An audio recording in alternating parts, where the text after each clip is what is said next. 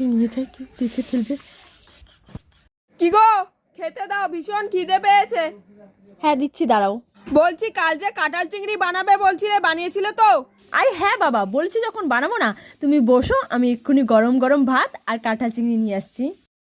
কিন্তু তুমি কাঁঠাল কোথা থেকে পেলে সেটা তো বললে না। কোথা থেকে আবার? ওই মোড়ে যে চেপটি বৌদি বাড়ি আছে না, ওর বাড়ির থেকে নিয়ে এসেছি।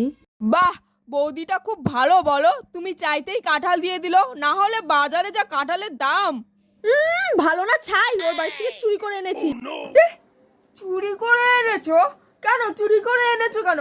তুমি জানো না অন্যের জিনিসে না বলে হাত দিতে নেই? রাখো তো তোমার কেন তোমার কাছে। হ্যাঁ, ওরকম মানুষের গাছ থেকে চুরি করেই আনতে হয়। ওরকম মানুষ মানে?